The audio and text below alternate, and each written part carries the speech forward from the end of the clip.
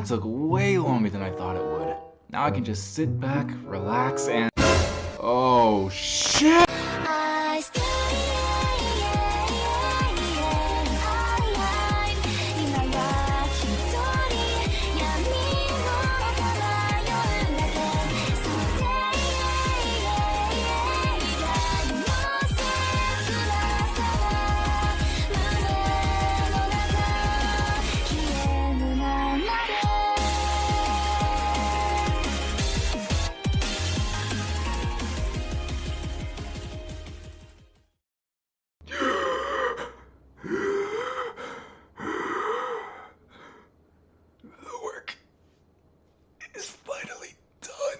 Oh man, it feels like as soon as I uploaded my Summer's Award video, fall just decided to end it all, and now we're in a brand new year. And to make things even harder for me, this season might have been one of the best overall seasons of anime that we've seen in a long time. We have several heavy hitters for every genre. It was a slugfest trying to decide the winners for more than just a few of these categories. If you're new here, then this is how it works.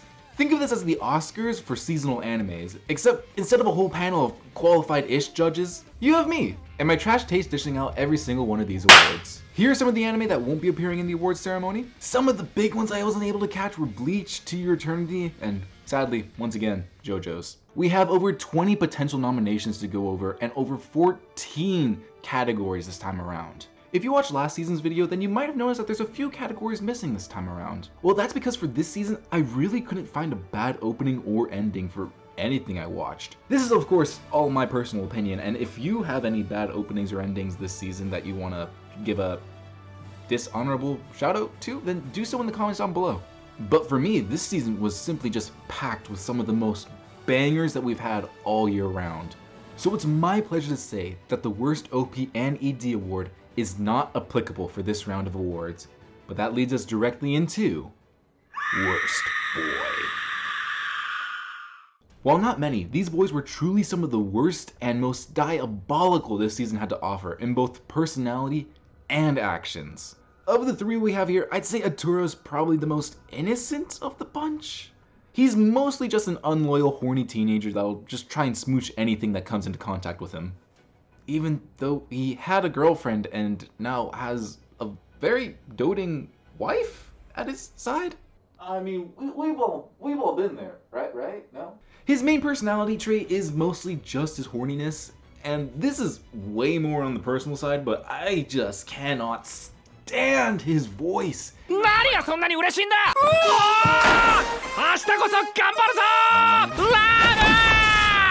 But all that aside, it's really not enough to put him over the other two candidates. I just kind of wanted to say my piece on this. But man, these other two guys... Ugh. This season's worst boy is a battle over ego. We have a hero who's almost as petty as the Reverse Flash, and a prince who would go to any lengths to get his way. Both are driven by a huge ego, a mad inferiority complex, and believe that they should be the ones that get whatever they want on a silver platter. And both do incredibly heinous things for themselves. It was pretty hard to choose between the two since they're almost practically the same character, but in a slightly different context. But I'm gonna have to give it to Prince Cedric Jean Elmer. I'm the villainess, so I'm going to tame the final boss. At the very least, Arios is consistent in his pettiness. Once Prince Cedric's arc is done in Villainous, he kind of just disappears for a majority of the show, only to come back as kind of a good guy, or better than what he was. I really didn't get his turn, and he was planning on doing some pretty, well, I can't really say that on YouTube, but this guy was pushing some heavy boundaries all because he couldn't embarrass his ex-fiancée in public. Now, I'm pretty sure he was being manipulated into doing a lot of this stuff, but some of this other stuff, like, I don't care if you're being manipulated, you were crossing a pretty big line, buddy. That's on you. Arios sucks as a character, but at least his spiral into villainy is shown throughout Beast Tamer, making him the primary antagonist of the show. Cedric just goes off screen for over half the season, and when he comes back, it's almost like I was expected to forget what he tried to do to Eileen. And his own brother. I mean, I get that he was being played, but come on, man! All this for a girl? Worst girl. I don't know if I just forgot about some characters last season, or if some of the characters were acting a lot more devious than usual this time around. Some of them are even scarier than their male counterparts. Starting off with two that grinded my gears heavily, we have Leanne and Mina from Beast Tamer. In fact, the entire heroes party from that show were so incredibly irritating to watch on screen, I was just considering combining Worst Boy and Girl just to put the entire party here. Lilia goes an entire staircase higher than anyone in Beast Tamer though. Because at the end of the day, Leanne and Mina aren't nearly as bad as their party leader, and can barely pass a shadow over this bitch. As the quote-unquote surprise antagonist of Villainous, Lilia has supposedly been behind a lot of the events we see in the series. She's the master manipulator behind Worst Boy this season. She only sees the people around her as NPCs, since she's also a reincarnated person in this Otome video game. It's really strange that this happened twice. And since she sees them as NPCs, she treats them like it. All that she's here to do is to hit a 100% completion on the romance side of this game, and she will do anything to get it. This brat was a real contender for Worst Girl, but we haven't even talked about the scariest character of this entire season. Yukina Kishi, romantic killer. Just thinking about this woman sends chills down my spine. She's probably one of the scariest characters this season because she's one of the most realistic. After bumping into Tsukasa on the street, he kneels down to pick up something she had dropped, gives it to her, and leaves. This is the first and last time she ever had a normal interaction with this kid. Yeah, that's right. I said kid.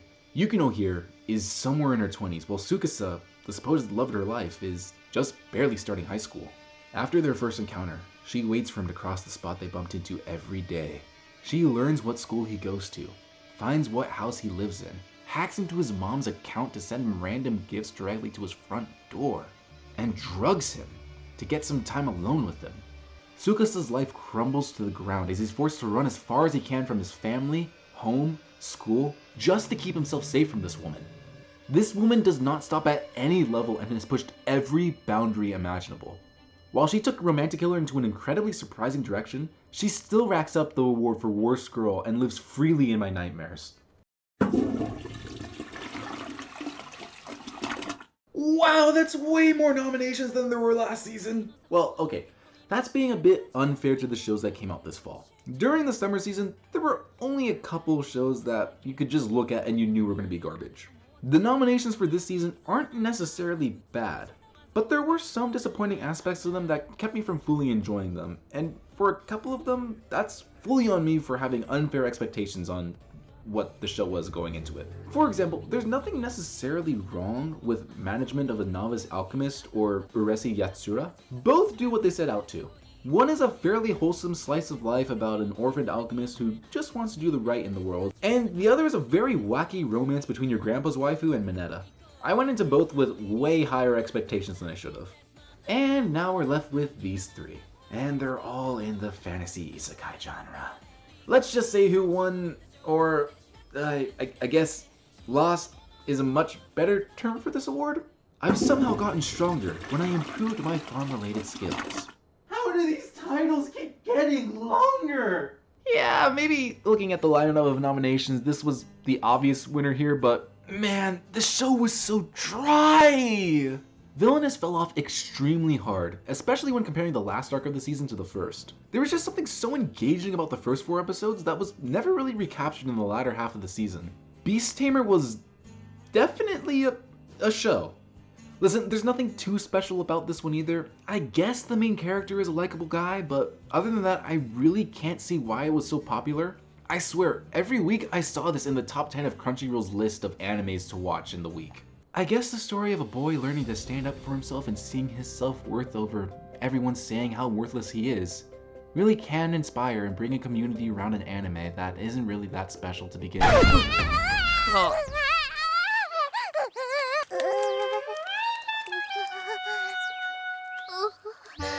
Oh! Yeah, that makes a lot more sense. But man, the farming anime was so dry! This is just your average overpowered fantasy protagonist who somehow manages to save the day because of insane gimmicks he got with below average animation. The show is pretty slow, boring and predictable, and it doesn't really end up doing much with its premise. For a title with the word farming in it, farming is barely done in this show. Sure, the main character can't shut up about farming, like, a lot, but it's not really a focus. I was really hoping for a medieval anime just about farming.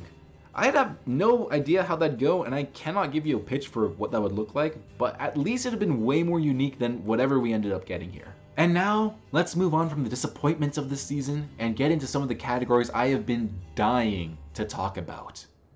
Best Boy. Much like everything else about this season, even the quality of the boys stepped up. We have a wide range of sweet boys, wise mentors, and dark lords that'll make your sisters swoon. I'm not kidding. The only reason Ness started watching Villainous is because she walked into my room when Lord Claude was on screen. That is it. This woman, oh Lord. We even have a literal good boy with Bond. Oh, look at him, he's so cute. It's a crime you weren't used more in this half of Spy Family. We have relatable boys, men going through a midlife crisis, the boy ever, and perhaps the most hyped character of the past year, Chainsaw Man himself, who somehow manages to combine a lot of the aspects of other nominees in this category. Seriously, Chainsaw Man might be one of the most hyped adaptations I've ever seen. This took the community by storm. Crunchyroll could not handle how much people wanted to see this, and Denji is a big part of that. Unlike other shonen protagonists, Denji isn't in this fight to save the world. He doesn't want revenge for anything, even though he has the reasons to want it. All he wants is to live a normal life. His dream is to just eat a simple piece of toast with jam with his dog. Once he achieves some of his other dreams, he starts going through his own crisis because it wasn't as good as he thought it would be. It was both surprisingly funny and kind of relatable. Quite honestly, I don't really see how any other character could compare next to Denji.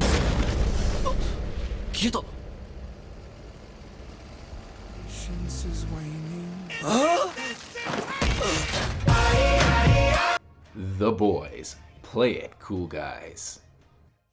Does this technically count as cheating? Ah, who cares, it's my show. Play It Cool Guys follows the day-to-day adventures of 4 ordinary guys, Hayata, Shun, Soma, and Takayuki, who we shall now only refer to as the Boys. They're just really sweet guys who fumble through life. Their clumsiness is really wholesome to watch, and it's adorable how they each idolize each other and don't see how clumsy the other is. Mob was an incredibly close second place here, but, you know. It's the boys! It's the boys! Best girl. I know, I'm cheating way too much this season. But I couldn't just bring myself to choose one character from Boki or do it yourself. They each complement each other so much, especially the DIY club. I do kind of feel like I'm doing the cast of Boki the Rock a disservice by lumping them all together in one grouping. Each has a strong personality and can easily stand out on their own. With all my problems when it came to Villainous, Eileen was never one of them. She is the ride or die girl ever, and it really helps that her voice actress is the same voice actress for Kaguya and the dub. Bloom is able to bridge the generational gap between you and your grandpa. Fran is just adorable to see on screen. And don't even get me started on Miriko. You gotta love SmackDown. It's Jamie Noble. I think he wants to bust the first. Suletta and Miriam give us the same awkward representation that the boys gave us in Play It Cool Guys, and watching Akari and Nuzaki fall for their guys is an incredibly sweet journey. Oh yeah, and who could forget about Yor? With so much potential, it's hard to choose just one. A lot of the nominees this season are incredibly balanced out, and there's not one that really holds a clear edge over the other.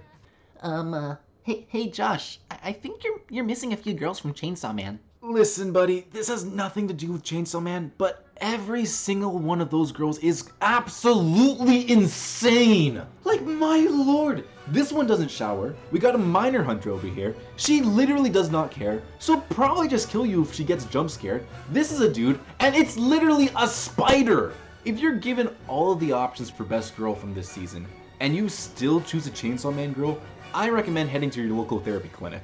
And I'm going right down with you because I am voting immediately! Psst, having trouble picking out best girl? Why don't you come check out our new rom-com? I mean, yeah, sure, I guess. Have we ever led you astray before? Okay, I guess we'll just forget about these then. But there's still a ton of other slices of life and romance airing this season. I don't know if I'll be able to... The main character is a chocolate-loving video game geek. And she's a redhead. Anzu Hoshino, Romantic Killer. Once I finished Romantic Killer, I knew that Anzu was going to be a main threat this season for Best Girl. And that's not just because she's a redhead. Stop the cap! A person who doesn't really care about romance, she just wants to spend time doing her 3 favorite things in the world.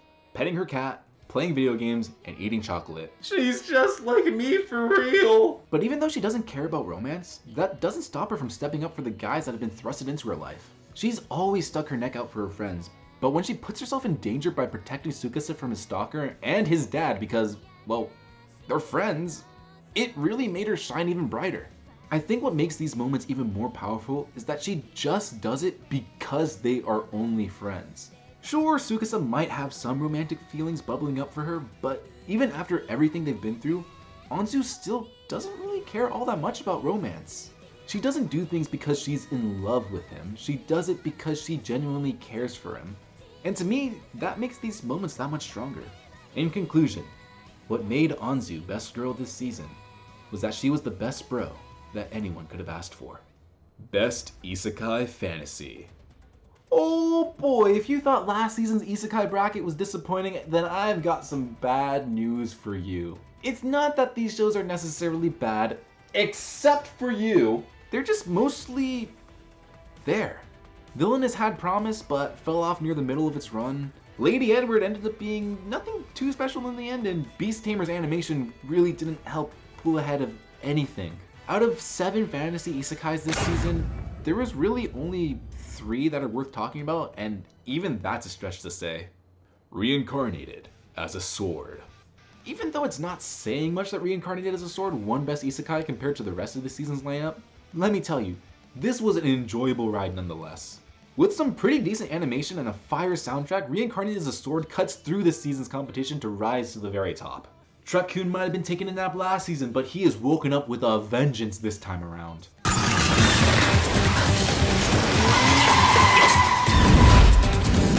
Well, 2 out of 3 isn't that bad, right? But what do you mean that's a car? Looks like someone's getting rusty in their old age. After getting run over and being reincarnated in another world, what's this guy's name again?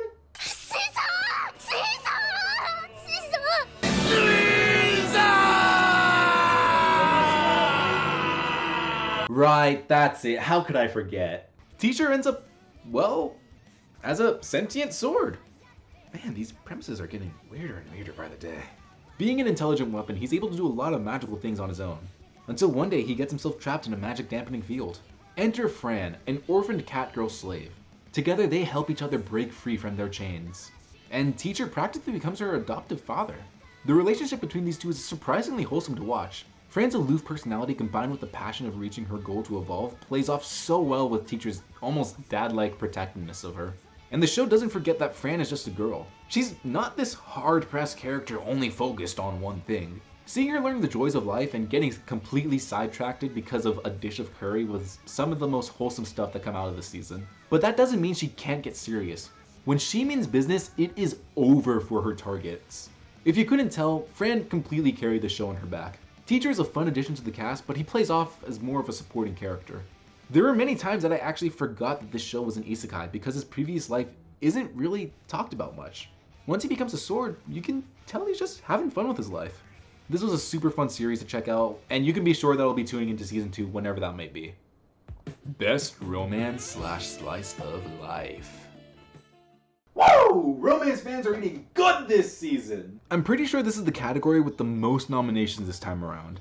It's not just the romance that stole the spotlight this season. There was so many slice of life shows that came out that I absolutely fell in love with. Other than a few exceptions this season, romance and slice of life is probably the most consistently well done of the entire year. Bibliophile Princess really peaked during its first 3 episodes. I don't know, the premise is really wholesome, but it also isn't really meaty enough to carry the whole 12 episode runtime.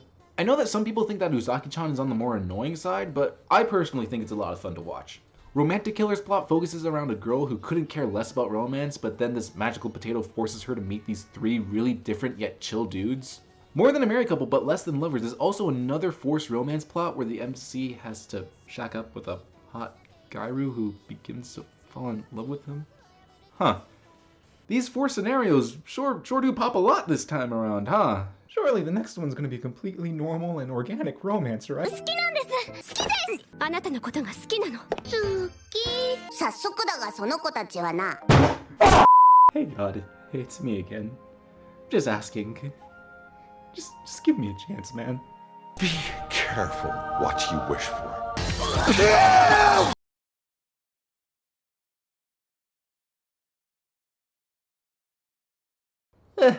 I'll take what I can get. Love Flops is your typical harem where your basic MC is flooded with a giant cast of colorful girls. Don't let the first 7 episodes fool you though. There's actually a lot more depth in this show than... And that's just on the romance side of things. Eternal Boys offers up a unique idol premise where instead of following the typical young cast, we follow a group of men going through their midlife crisis. Do It Yourself is the perfect love child between K-on's wholesome vibes and Nichijo's beautiful animation style. Boki the Rock and Play It Cool Guys have some of the most relatable characters to exist in anime. With so many goated shows packed into one category, it was so hard to choose just one show to talk about. So I'm gonna cheat and choose 2 different shows. But hey, at least it's for different genres. Best Romance, Romantic Killer. Best Slice of Life, Boki the Rock. When it came down to these 2 shows, I was faced with the almost impossible decision to choose between the 2.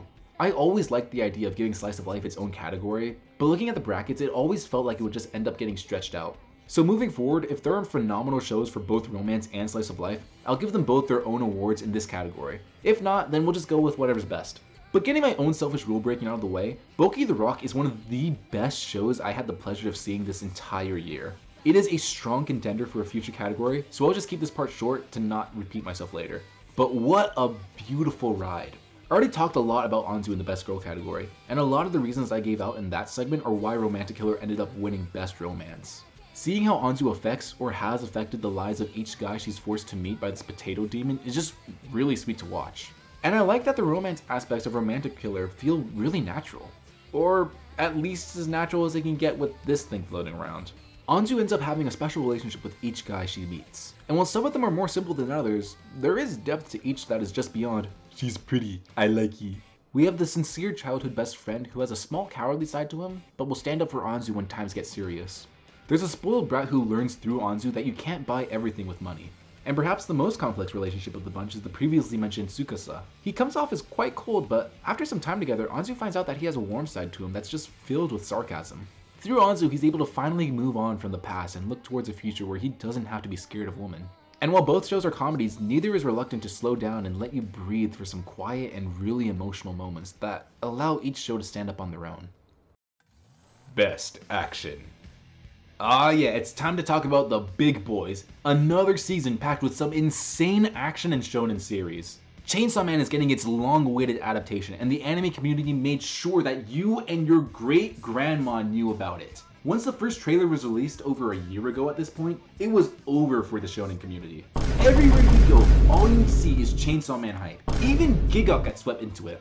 And then, MAPPA released the second trailer that just ended up pushing everything over the edge. It was as if God himself came down from the heavens, dropped the update for the 12 Commandments, and it turned out to be the Chainsaw Man manga. This should be an easy win for Best Action.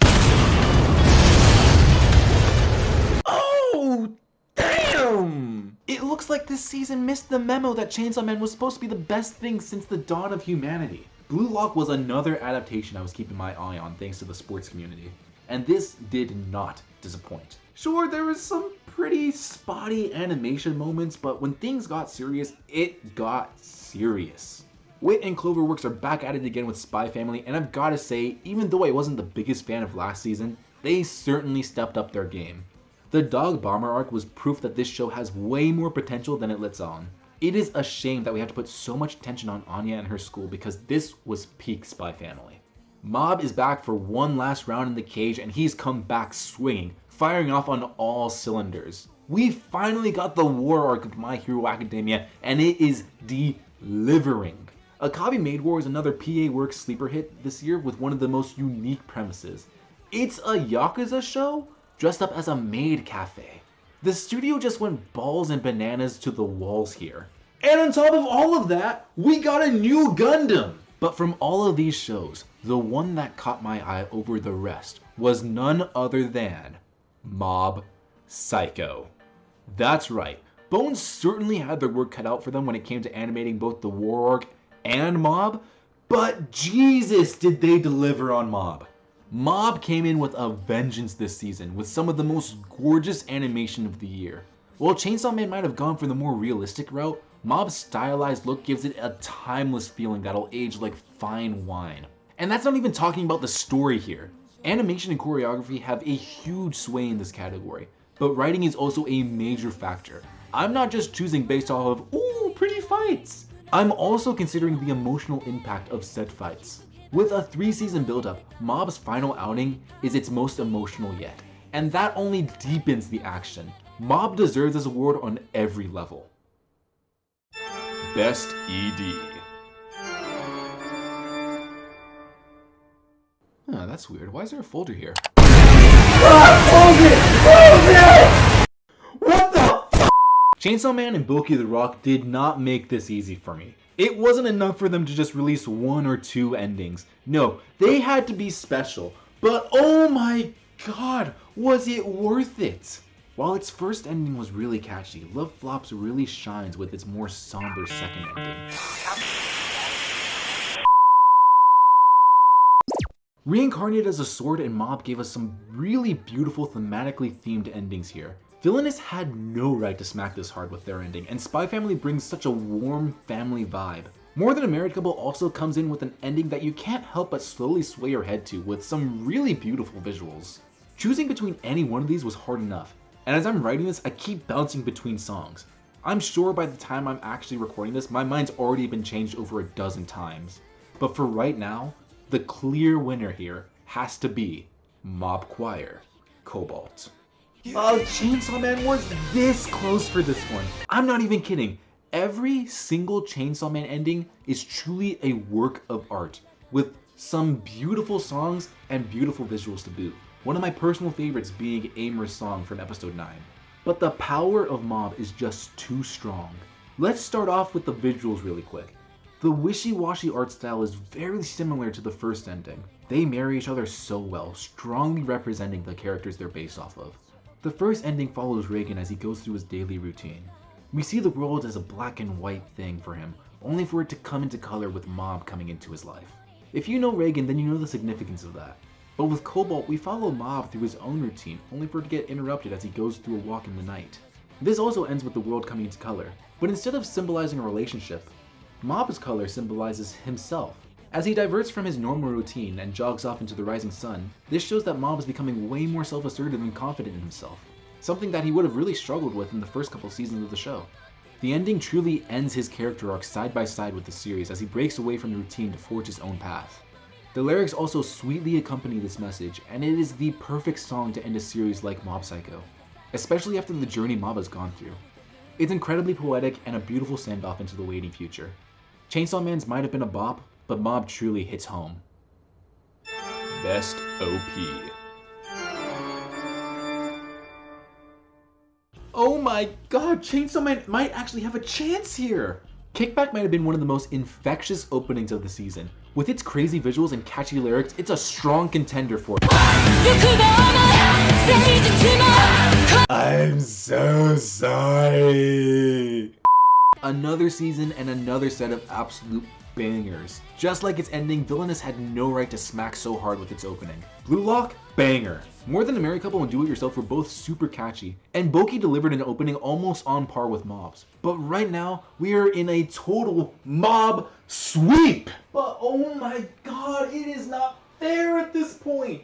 The vocals slap, the visuals slap, the lyrics slap. Mob Choir has gone 6 for 6 when it comes to Mob songs. This was a well-deserved win for Mob.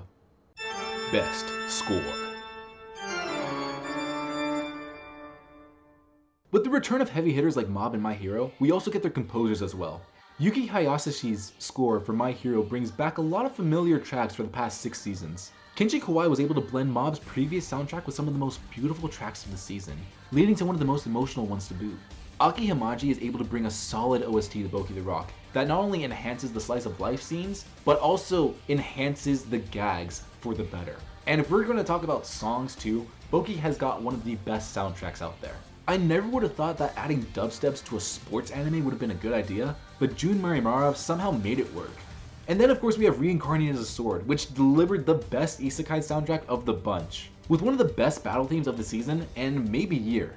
With that out of the way, I think it's fair to say that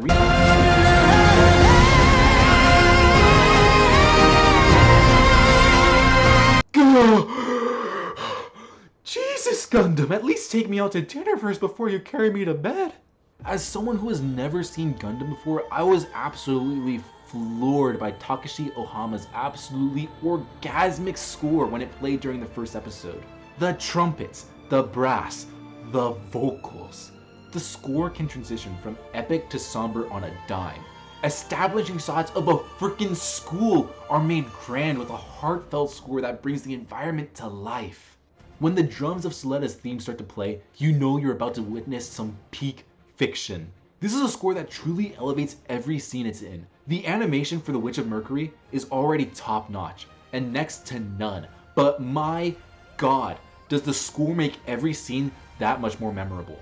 Depending on how long this series goes on, Soleda's battle theme could end up being the equivalent of the Armored Titans theme from Attack on Titan. I can only imagine the absolute bonkers amount of hype I'd have if they stopped playing this scene for a season, only for them to bring it back in a climactic scene. Best Antagonist. God damn! What does it take to find a good villain around here? Challenge accepted! It feels as if somehow Japan heard my slight diss on Antagonist last season because, god damn! They went hard this time around. Katana Man showed us that Denji is not as overpowered as you might think. He is a decent threat when it comes to Division 4 and is able to dish out some serious damage when compared to the rest of the village.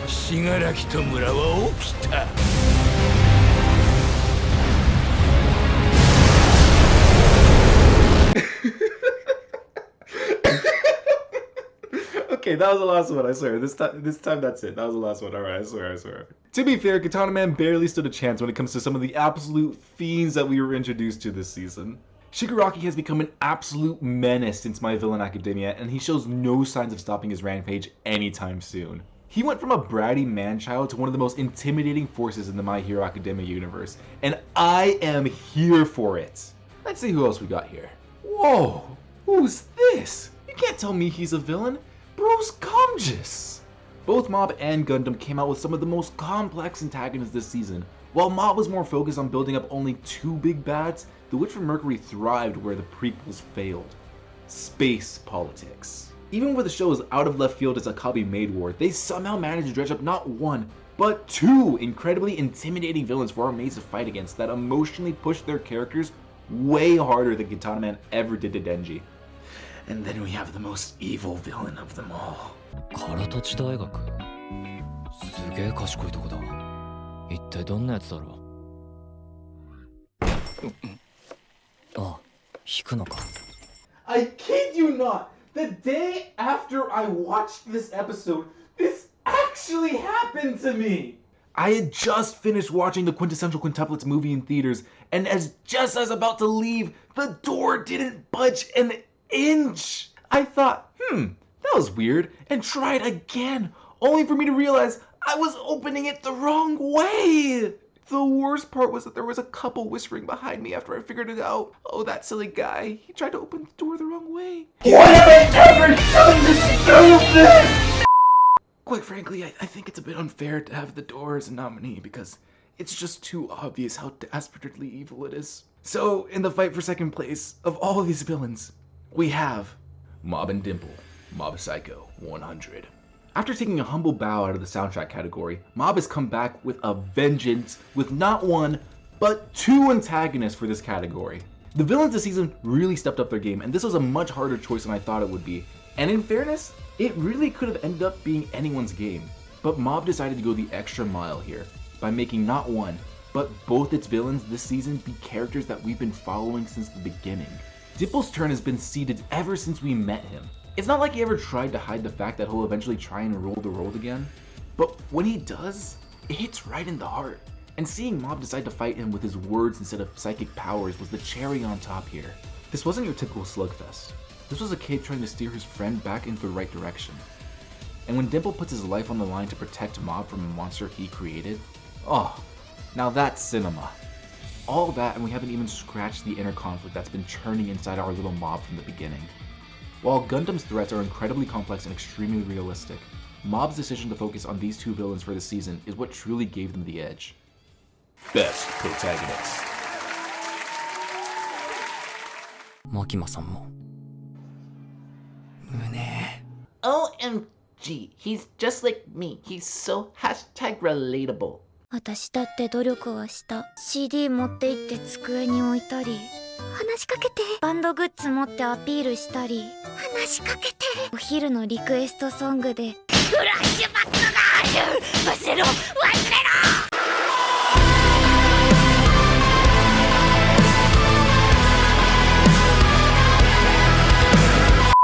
Alright, you already know just by looking at this list, so go ahead. Mob Psycho 100. Mob Whip! Okay, it's really not fair at this point, and I know I might start getting predictable here, but I swear I'm not doing this because of any bias to Mob. Well, maybe just a little bit. But this season truly did smack, and Mob has grown so much from the timid, passive boy that we were introduced to back in season 1. His journey truly is incredible to watch, and seeing him go out of his own way to make his own life choices instead of being told what to do just feels so satisfying.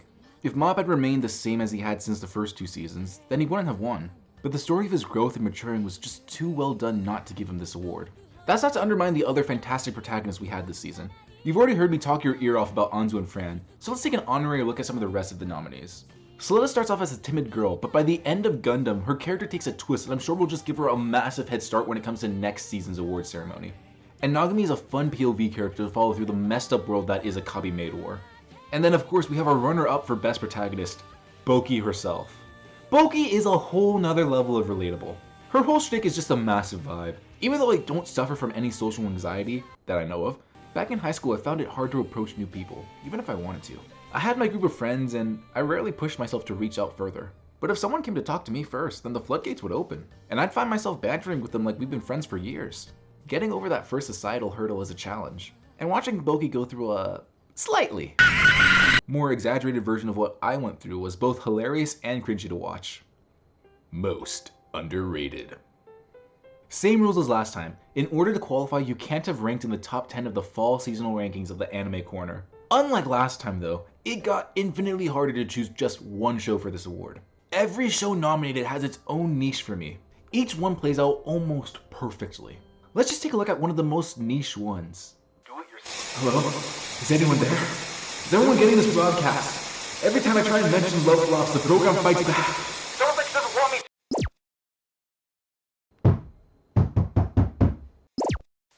I think I brought myself some time. Don't be fooled like the others. The first 4 episodes might seem like your typical ecchi harem, but don't let those fool you. Are you saying that it loses the ecchi? No. But there's a surprising twist when it comes to Love Flops, and it is so much deeper than it originally lets on. Are the first batch of episodes enjoyable? I'd say that's more up to the individual viewer. If you're into harems and wacky plots, then you'll have a blast. But once the twist happens, the show starts to tell an incredibly touching story. Sure, there's still the core elements of your typical ecchi harem, but the message truly ended up hitting home. And it was probably the sleeper hit of the season. Ah, damn it, not again. Remember, don't forget to check out Love. Do Yourself is an incredibly wholesome moe with a group of girls building things in the DIY club. It has heart along with a beautiful art style and incredible chemistry between its cast of characters. Playing cool guys' strength also comes from the interactions between its characters, but in a much different way. With everyone just oozing adorable awkwardness. Akabi Maid War surprised me on 2 fronts. One, just how great it was, and how many other people agreed. I was shocked to see this at 13th place. I thought for sure we'd end up having the sleeper hit of the season right here, but it seems that it ended up getting the attention that it deserved. Here, let me fix that real quick.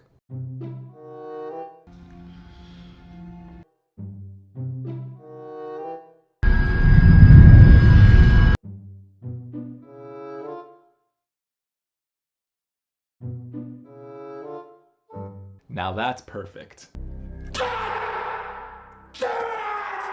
To be honest, I am incredibly surprised that The Witch of Mercury didn't get more love.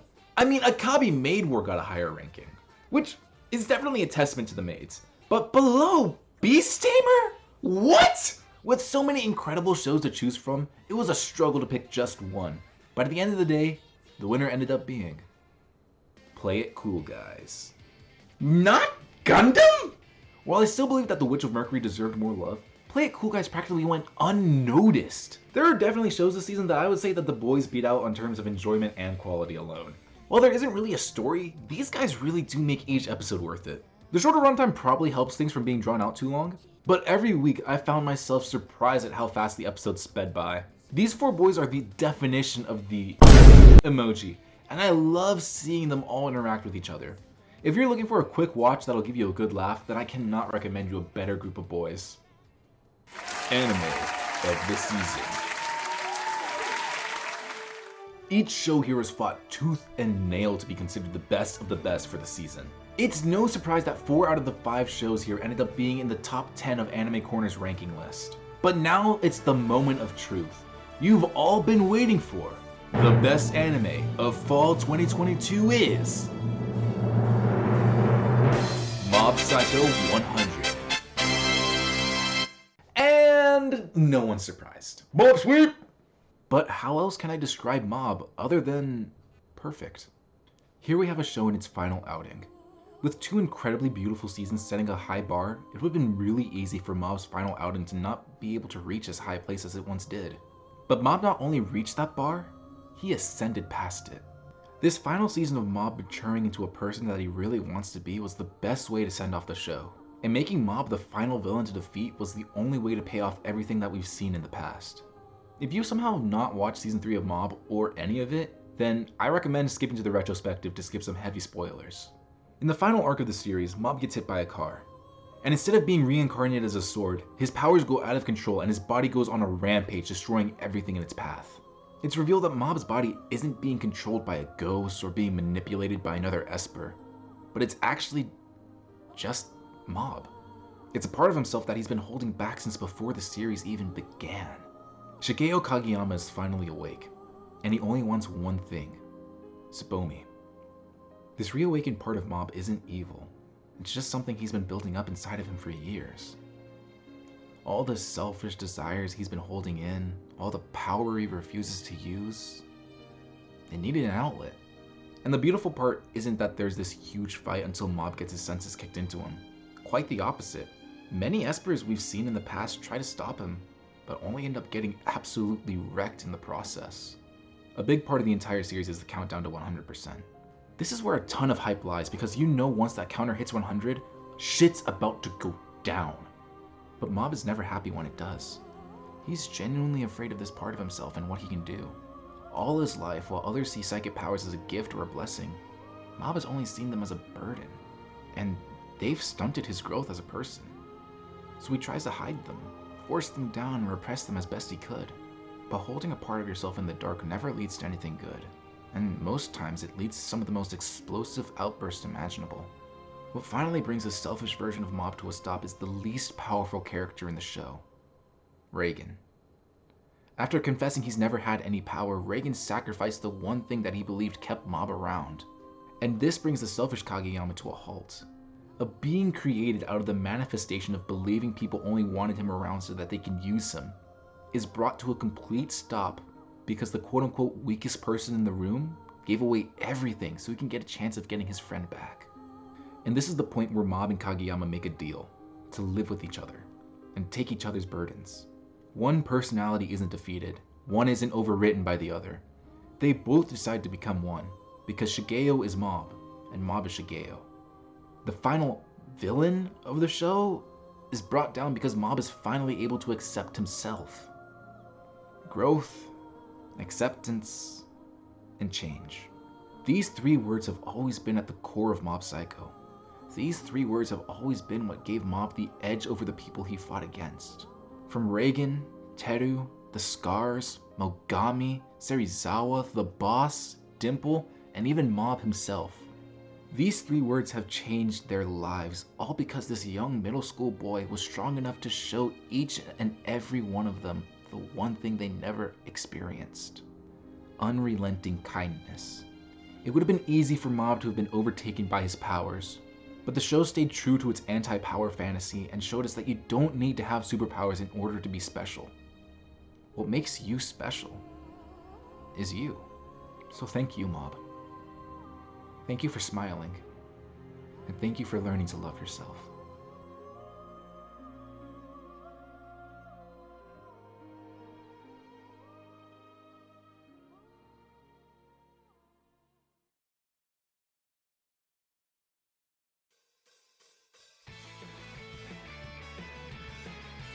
I was not expecting this video to be so lopsided, but what can you expect when you have one of the best anime of all time in the running? I promise you that the next award video won't be one-sided. Just by taking a look at the winter shows, it looks like we don't have a Mob Psycho or Cyberpunk in the running. So there's going to be a chance for a lot of other shows to shine. And I know I bagged on Chainsaw Man a lot in this video, but I do want to be clear that it is mostly for comedy. It's not that I hated the show, I just didn't think it was as good as everyone was hyping it up to be. And with this being an incredibly heavy-hitting season in every genre, for me personally, Chainsaw Man kind of just fell behind. I mean, it was good, but it was really just missing something that made it stand out for me. I do have some manga reader friends though that are just telling me that part 2 is where the show's gonna shine. And with how I felt about part 1, I'll be going into part 2 with much more tempered expectations. And for everyone complaining about the CGI use in Chainsaw Man, the anime looks fine. Just take a look at this.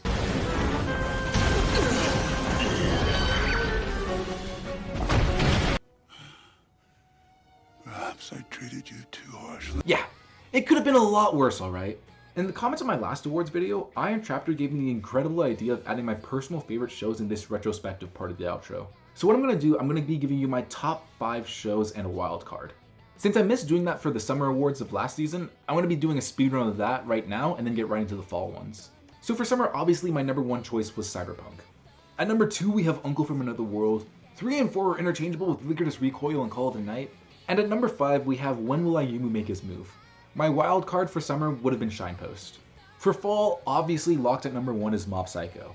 Then we have the incredibly relatable Boki stealing number 2. The Witch from Mercury crushes its way into number 3. For number 4, I'm going to cheat and call it a tie between Romantic Killer and More Than a Married Couple but Less Than Lovers. They were incredibly different shows, but also incredibly entertaining. I didn't really give myself a chance to talk about More Than a Married Couple in this video, but it was such a weird and wild premise. It's basically legalized softcore NTR. I shouldn't be having this much fun watching it, but the characters and their inner conflicts are all handled very well. Number 5 goes to Akabi Maid War and its incredibly weird and complex setting, and my wildcard would be Do It Yourself for simply just how wholesome it is. Go ahead and let me know your 5 favorites down in the comments below. Remember to like and subscribe so you can catch me again for the Winter 2023 awards. That should be airing hopefully sometime near the end of March or early April. I'd also like to give a special shout out to our patrons, Carlos Guzman, Charwick, Ann Leafdoor, and Matthew Garcia. Without them, content like this wouldn't be possible. If you want a shout out like this in any of our scripted videos, then go ahead and follow us in our Patreon down in the description below. If you want a customized shout out, like if you want me to say something silly or read out your Instagram or YouTube channel, then just DM me on Patreon once you started following us for any tier. So until next time lads, bye bye!